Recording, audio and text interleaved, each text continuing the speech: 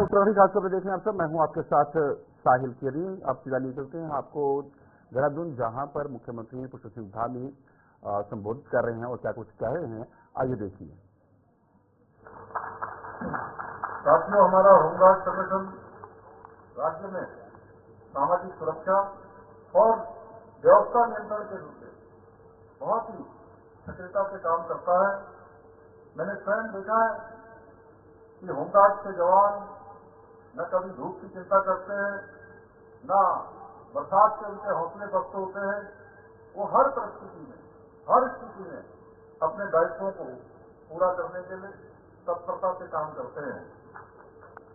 हमारे होमगार्ड जवान न सिर्फ कानून व्यवस्था को बनाए रखने, यातायात नियंत्रित करने में अपनी सेवाएं देते हैं, बल्कि इसके अतिरिक्त चाहे वो चार धाम यात्रा हो, कुंभ मेला हो, कांवड़ यात्रा हो, या अनेक अवसरों पर हमारे महानुभावों की जो यहाँ के कार्यक्रम होते हैं, उन सभी कार्यक्रमों में और धार्मिक आयोजन में, या अभी उद्घोषक यहाँ से कह रही थी इन्वेस्टर ग्लोबल समिट हो, G20 हो, और जहाँ भी व्यवस्था बनाने की बात होती है, उन सभी व्यवस्थाओं में अपनी बहुत महत्वपूर्ण भूमिका निभाते हैं। इसके साथ ही विभिन्न चुनावों को आयोजित करवाने में होमगार्ड के जवान नियमित रूप से अपनी सेवाएं देते हैं। साथियों, हमारा प्रदेश भौगोलिक रूप से संवेदनशील प्रदेश है, जिस कारण हमें समय समय पर और हर वर्ष प्राकृतिक आपदाओं का सामना किसी न किसी रूप में करना पड़ता है। हर वर्ष खड़ी होती है। मुझे ये बताते हुए गर्व का अनुभव होता है कि प्राकृतिक आपदाओं के समय जब भी हमें आपकी आवश्यकता पड़ी है, आप लोग हमेशा तैयार रहते हैं। और आप लोगों का एक ही मंत्र है, जहां कम वहां हम। देश की सेवा एवं देशवासियों की रक्षा करने में जहां भी कोई कमी रह जाती है, वहां आप लोग तत्काल मोर्चा संभालते हैं, तत्काल उन आवश्यकताओं की पूर्ति करते हैं जिनकी आवश्यकता होती है। साथियों, आप सभी के हौसले और समर्पण को उचित सम्मान देते हुए हमारी सरकार ने जवानों के कल्याण और संगठन के उत्थान हेतु अनेकों महत्वपूर्ण निर्णय लिए हैं। प्रेमनगर देहरादून में एक अत्याधुनिक इंडोर फायरिंग रेंज का निर्माण किया जा रहा है, जो हमारे होमगार्ड को सब प्रशिक्षण में लाभ पहुंचाएगी।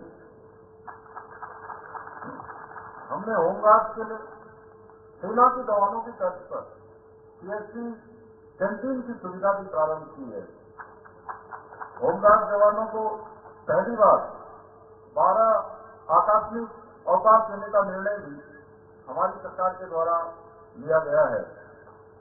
इसके साथ ही महिला होमगार्ड को प्रसूति अवकाश प्रदान करने का ऐतिहासिक निर्णय हमारी सरकार ने ही लिया है। प्रदेश के 9 स्थानों पर कंपनी कार्यालय, ट्रांजिट कैंप और इमरजेंसी सर्च एवं रेस्क्यू सेंटर स्थापित करने की भी योजना बनाई गई है। 13 करोड़ से अधिक की वित्तीय स्वीकृति से इन केंद्रों का निर्माण हो रहा है। ये केंद्र उत्तराखंड को आपदा प्रबंधन के क्षेत्र में मजबूती प्रदान करेंगे।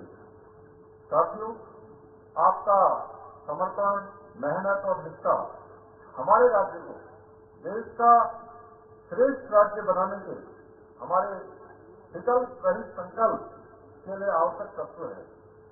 इसलिए आज के अवसर पर मैं आपको ये विश्वास दिलाता हूं कि हमारी सरकार आपके हितों की रक्षा के लिए हमेशा संकल्पित है। कोटद्वार में चल रहे सिद्ध बलि महोत्सव के दूसरे दिन विधानसभा अध्यक्ष ऋतु खंडूरी ने सुबह सिद्ध बलि मंदिर में पहुंचकर वार्षिक अनुष्ठान में हिस्सा लिया। इस दौरान उन्होंने सिद्ध बलि मंदिर में भगवान की पूजा अर्चना की। सुबह तकरीबन 6:30 बजे और ऋतु खंडूरी सिद्ध बलि मंदिर पहुंची, जहां पर उन्होंने पहले आरती में हिस्सा लिया और उसके बाद यज्ञ हवन में भी शामिल हुई। और ऋतु खंडूरी ने कहा कि सिद्ध बलि महोत्सव से पूरे कोटद्वार का माहौल भक्ति में हो चुका है। आज मैं सिद्धबली बाबा के मंदिर में पहुंची हूँ और कल से यहाँ अनुष्ठान जारी है, कल तक रहेंगे। पूरा कोटद्वार जो है इस समय बहुत ही सुंदर लग रहा है, प्रभुमय हो रखा है और बाबा की कृपा हम सब पर है। आज मैं यहाँ पूजा अर्चना में पहुंची हूँ, बहुत ही आनंद आता है। बाबा के चरणों में बैठ के वैसे ही बहुत आनंद आता है और खासकर आज इन 3 दिनों में कोटद्वार का माहौल ही अलग रहता है। चारों तरफ सुंदरता दिखती है, अच्छा लगता है देखकर कि पूरा जनमानस बाबा से जुड़ जाता है और सुंदर माहौल। दूनवासियों को जल्द सहारनपुर रोड पर लगने वाले भीषण जाम से राहत मिलने वाली है। राज्य के शहरी विकास मंत्री डॉक्टर प्रेमचंद अग्रवाल ने बताया कि देहरादून के ब्राह्मणवाला में नए आड़त बाजार के निर्माण कार्य तेज गति से जारी है। नए आड़त बाजार में 570 वाहनों की पार्किंग की व्यवस्था की जा रही है। करीब 126 करोड़ की लागत से नए आड़त बाजार का निर्माण किया जा रहा है। बहुत जल्द इसके शिफ्टिंग का कार्य शुरू किया जाएगा। उन्होंने बताया कि नए आड़त बाजार में 570 वाहनों के लिए 5 मंजिला पार्किंग के अलावा दोनों तरफ सड़क निर्माण, ओवरहेड टैंक निर्माण, सार्वजनिक शौचालयों का निर्माण कार्य गतिमान है। इसके अलावा यहाँ STT, fire station, cold storage, polyclinic, hotel, guest house, park का निर्माण होना है। मई 2025 तक सभी प्रस्तावित निर्माण कार्य पूरे करने के निर्देश हैं। देखिए, आप जानते हैं कि जो हमारा सहारनपुर रोड पे बहुत पहले से वहाँ आड़त बाजार स्थित है और आड़त बाजार होने के नाते, क्योंकि आप जानते हैं कि व्यापारियों के ट्रक आना और फिर लोड होना, अनलोड होना, और वो एक ऐसा रास्ता है कि जिसमें सहारनपुर या अन्य क्षेत्रों से आने वाले लोगों के लिए वो स्थान एक बोतल मैच की तरह था। बड़ी परेशानी होती रही, जाम लगता रहा, तो सरकार द्वारा निर्णय लिया गया कि इसको शिफ्ट करेंगे। ब्राह्मणवाला में स्थान चिन्हित करने के बाद वहाँ काम जारी है। वहाँ पार्किंग जो है 570 वाहनों की पार्किंग, फिर 2 साइड की सड़कें, वहाँ पे जो नदी है उसके ऊपर पुल, फिर वहाँ पे टॉयलेट और इस प्रकार के इंफ्रास्ट्रक्चर का काम लगभग 136 करोड़ का जो हमारी एमडीडी के द्वारा चल रहा है। मैंने उसका निरीक्षण भी किया और मैंने वह निर्देशित भी किया कि वहाँ गुणवत्ता से और समय से पूरा हो। और उसके बाद चूंकि वहाँ पे हम लोगों ने जो हमारे 300 कुछ व्यापारी हैं, जिन लोगों ने स्थान के बदले स्थान या जो भी उनके हमारी आपसे में बातचीत हुई है, उसके आधार पर फिर हम उसको शिफ्ट करेंगे, क्योंकि पहले इंफ्रास्ट्रक्चर पूरा हो जाए, तत्पश्चात उनको हम जो हमारे व्यापारी उनको। उत्तराखंड में बारिश बर्फबारी का इंतजार खत्म होने जा रहा है। मौसम विभाग ने 8 और 9 दिसंबर को प्रदेश भर में हल्की बारिश और 2500 मीटर से ऊंचाई वाले इलाकों में बर्फबारी की संभावना जताई है। प्रदेश में अक्टूबर-नवंबर में बारिश नहीं होने के कारण तापमान सामान्य से ऊपर चल रहा है। देहरादून स्थित मौसम विज्ञान केंद्र के मौसम वैज्ञानिक रोहित थपलियाल का कहना है कि 8 व 9 दिसंबर को प्रदेश में पश्चिमी विक्षोभ का असर दिखेगा। इससे प्रदेश भर में हल्की बारिश व 2500 मीटर से ऊंचाई वाले क्षेत्रों में बर्फबारी होने के आसार हैं। इसके बाद अगले 3 से 4 दिन में तापमान में 2-4 डिग्री की कमी आने से ठंड बढ़ेगी। देखिए, 8 और 9 तारीख को उत्तराखंड को एक पश्चिमी विक्षोभ प्रभावित कर सकता है, जिसके चलते 8 और 9 तारीख को उत्तराखंड में कुछ स्थानों पर बहुत हल्की से हल्की वर्षा और बर्फबारी मिल सकती है। इसमें कहीं कहीं जो है हल्की से मध्यम वर्षा और बर्फबारी मिलने की भी संभावना है। तो इसमें देखेंगे जो 2500 मीटर या उससे अधिक ऊंचाई वाले स्थान है, वहाँ पर बर्फबारी मिलने की भी संभावना है।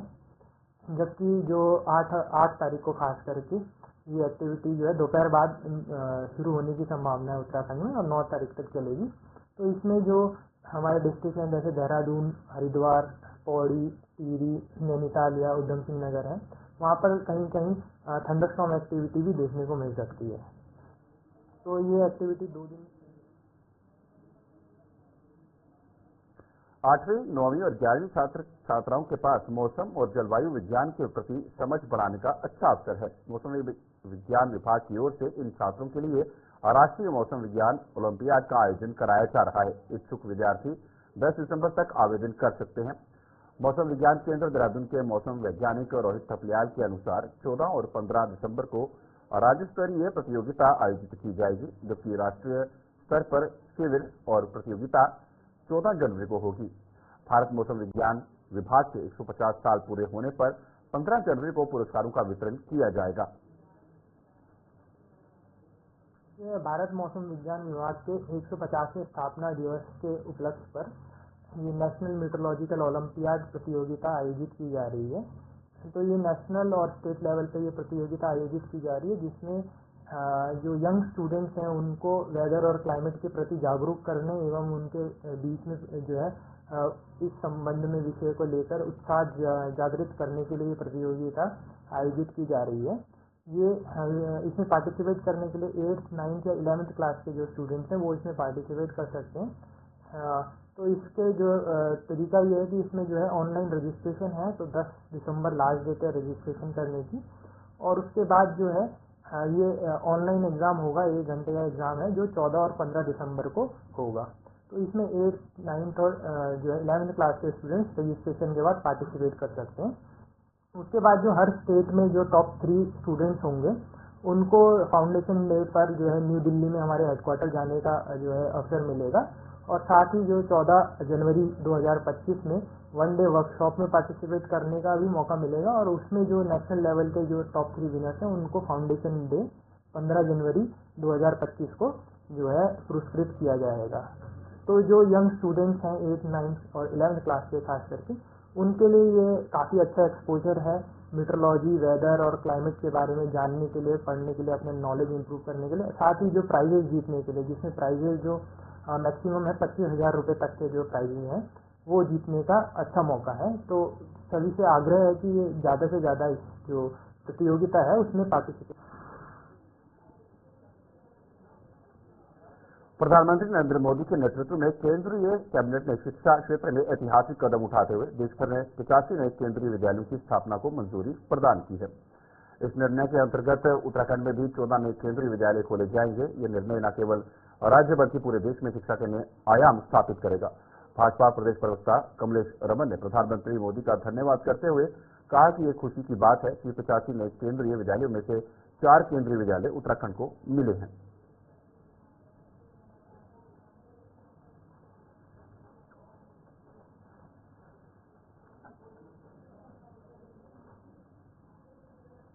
उत्तराखंड में नगर निकाय चुनाव और जिला पंचायत चुनाव को लेकर कांग्रेस के देहरादून निकाय चुनाव प्रभारी प्रकाश जोशी ने मसूरी के कांग्रेस भवन में कार्यकर्ताओं के साथ बैठक कर चुनावी की रणनीति पर चर्चा की। उन्होंने सभी कांग्रेस कार्यकर्ताओं को संगठित होकर चुनाव मैदान में उतरने का आह्वान किया। प्रकाश जोशी ने कहा कि नगरपालिका मसूरी में 13 वार्ड हैं और कांग्रेस पार्टी द्वारा 13 वार्डों में 13 सशक्त कमेटी गठन करेगा।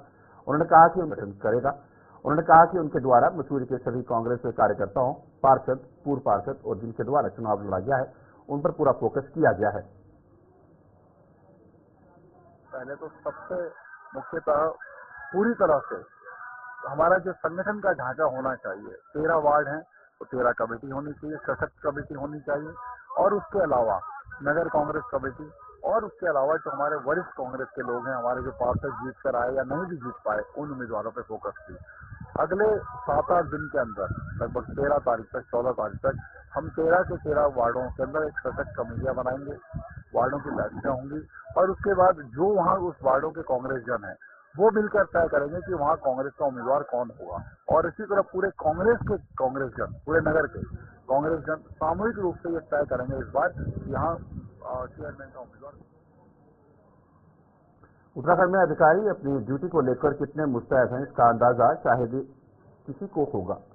ताजा मामला भगवानपुर विकासखंड का है, जहां ब्लॉक अधिकारियों की बड़ी लापरवाही सामने आई है। आलम यह है कि कोरोना काल में विधायक निधि से खरीदे गए 10 लाख से ट्रैक्टर कूड़े के कबाड़ में तब्दील हो चुके हैं। इतना ही नहीं, इन ट्रैक्टर पर अब धूल के साथ साथ पेड़ पौधे तक उग गए हैं, लेकिन ब्लॉक अधिकारी इस मामले से पूरी तरह बेखबर बने हुए हैं। वही ब्लॉक के बीडीओ आलोक गार्गी ने कहा कि ट्रैक्टरों को जल्द काम में लाया जाएगा और उन्हें गांव-गांव में कूड़ा उठाने में लगाया जाएगा। हालांकि पिछले लंबे समय से एक खंडर में खड़े ये नए ट्रैक्टर पूरी तरह से कबाड़ में तब्दील हो रहे हैं। ट्रैक्टर जो थे ये हमने इससे पहले कूड़ा निस्तारण और इसके लिए जो पंचायत के पटल पर रखे थे, ग्राम पंचायतों को रिक्वायरमेंट के हिसाब से उसको दिए जा रहे थे जहाँ जिसको आवश्यकता हो। और आगे देखिए इसमें कुछ और रिक्वायरमेंट हमें पड़ती है तो वहाँ भी इसको रिप्लाई करेंगे अपने ट्रैक्टर को। ये कुछ दिन से थोड़ा से चले नहीं है। अभी इसको सीधे से दोबारा से काम में लिया जा रहा है और अभी जो गांव में कूड़ा वगैरह है और इसको हम सोच रहे हैं कि दूसरे समूह वगैरह के लिए इसको अलॉट कर दें, तो फिर ये रेगुलर यूज में जब आएंगे तो फिर इस तरीके से इसकी मेंटेनेंस भी हो जाएगी फिर और हमारा इसमें डेली यूज में आते हैं। कौन सी कानून की बात? अभी इससे पहले कुछ पत्र वो आया था, सूचना के वो आए थे जनसंपर्क विभाग से सरकारी योजना के द्वारा, तो उन्हें हमें पंचायतों को हमें आवंटित करना था। तो ये जो पंचायत महोदय के पास होती है उनके कुछ कमरों में रखी थी, कुछ उनके कमरे के बाहर रखी थी क्योंकि बहुत ज़्यादा मात्रा में थी और वो सभी ग्राम पंचायत प्रतिनिधियों को दी गई। तो जिस हिसाब से वो जाती रही उस हिसाब से उनका जो बंडल था।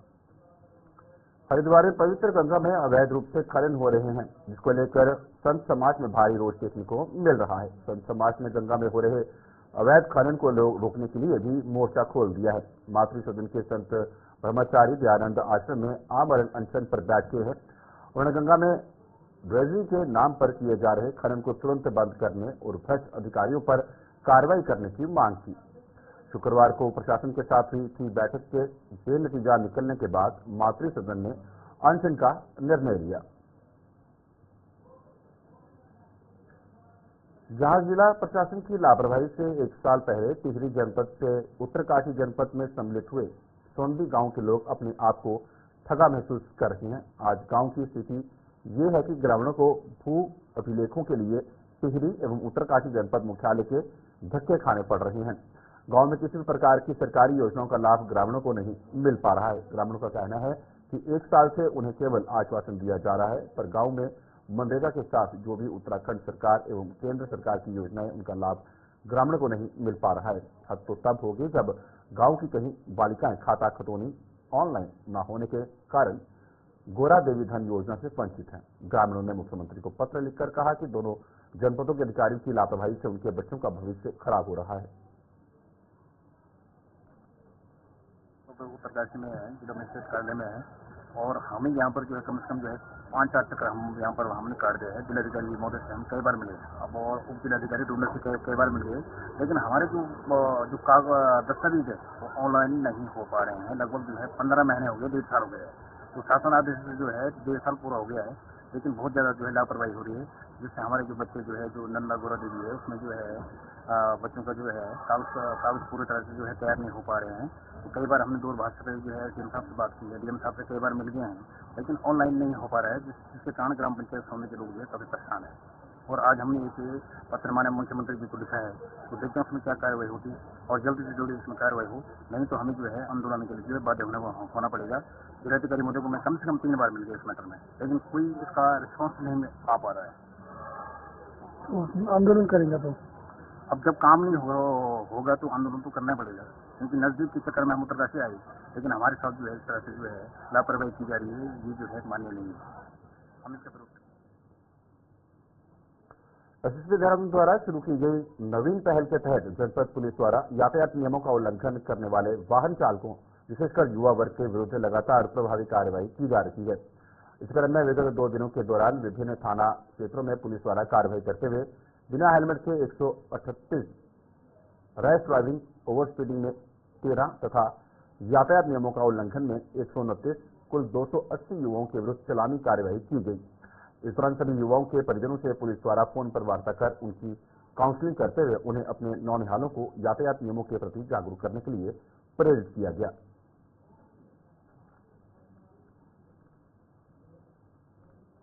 मैदानी क्षेत्र जहां दिनों सूखी ठंड और घने कोहरे की चादर ओढ़े हैं, वहीं बात यदि पहाड़ों की रानी मसूरी की करें तो पूर्व में इन दिनों नवंबर माह में अमूमन कड़ाके की ठंड पड़ती थी, किंतु इन दिनों मसूरी में खिली तेज चटक धूप का आनंद लेने लगातार बड़ी संख्या में पर्यटक पहाड़ों की रानी का शौक कर रहे हैं। और पहले देखा जाता था कि सिर्फ वीकेंड पर ही पर्यटकों की भीड़ आती थी, किंतु अब पूरे सप्ताह ही पर्यटक बड़ी संख्या में मसूरी के मौसम का दीदार करने पहुंच रहे हैं, जिससे न सिर्फ स्थानीय व्यापारी के व्यापार में बढ़ावा हो रहा है, बल्कि होटलियर्स के चेहरों पर भी रौनक दिखाई दे रही है। मसूरी पहुंचे पर्यटकों ने कहा कि इस समय मसूरी का मौसम बेहद खुशगवार है और वे लोग इस मौसम का भरपूर आनंद ले रहे हैं। वहीं मसूरी होटलियर्स एसोसिएशन के अध्यक्ष संजय अग्रवाल ने कहा कि इस समय मौसम का भरपूर आनंद लेने के लिए पर्यटक बड़ी संख्या में मसूरी की ओर आ रहे हैं। ठीक है। आजकल देखा जा रहा है कि अमूमन मसूरी में सर्दियों में यहाँ पे जो है पर्यटकों का आना बहुत कम होता था, लेकिन जिस तरह से दिल्ली एनसीआर में घने कोहरे और पोल्यूशन की वजह से मुझे ऐसा लग रहा है कि इस बार सर्दियों में भी यहाँ पे पर्यटकों का लगातार आगमन हो रहा है। तो इससे पर्यटक व्यवसायी भी खुश हैं और इसको कम से कम ये है कि 60% ऑक्यूपेंसी है, तो ये एक शुभ संकेत है मसूरी के लिए और अच्छा है। हम तो पर्यटकों से आपके माध्यम से निवेदन करेंगे कि ज़्यादा से ज़्यादा पर्यटक यहाँ आएँ, यहाँ के सुहाने मौसम का आनंद लें, सुहाने मौसम का आनंद लें और पोल्यूशन का भी यहाँ पे आपको एनवायरनमेंट मिलेगा। बहुत ही बढ़िया मसूरी आपके स्वागत के लिए तैयार है और जितने ज़्यादा पर्यटक यहाँ आए तो इसमें बहुत खुशी की बात है। साथ ही साथ मैं समस्त पर्यटक जो मसूरी के नव वर्ष मनाना चाहते हैं उनको भी कहूँगा वो मसूरी आए। मसूरी नव वर्ष के लिए बिल्कुल तैयार है। जिस तरह से आपको पता है कि मसूरी में विंटर लाइन कार्निवल का फेस्टिवल मनाया जाता है और वो बड़ी धूमधाम से उत्साह भी मनाया जाएगा। पर्यटकों के अंदर उत्साह देखने ही यहाँ पे विंटर लाइन का नज़ारा देखने को क्या होगा, कैसे होगा। यहाँ बहुत बढ़िया है, बड़ा ऐश किया हम लोगों ने और अभी मौका बहुत एंजॉय किया। हाँ चलो, ये मौका है अभी आने के लिए और यह जिनको ठंड पसंद है तो इट्स अ ब्यूटीफुल प्लेस। आप किसी को अच्छा बर्फ ठंड अच्छी लगती है, जैसे कि हम लोग बम्बई से हैं ओरिजिनली, तो हमें तो डेफिनेटली ठंड वहाँ पे मिलती ही नहीं, तो यहाँ का एक्सपीरियंस बहुत बढ़िया है और मैं चाहता हूँ कि ज़्यादा से ज़्यादा टूरिस्ट यहाँ पे आए। फूड भी अच्छा है, कल्चर अच्छा है, लोग अच्छे हैं। गलाई घूमने के लिए काफ़ी अच्छा है। वहाँ भी इतना ही ठंडा है लगभग, और जैसे आप देख रहे हैं यहाँ सभी लोगों ने स्वेटर जैकेट वगैरह पहनी है। हालांकि अब सभी जगह पहनने लगे हैं, लेकिन यहाँ इंस्टाग्राम पे भी लोग रील डाल रहे हैं।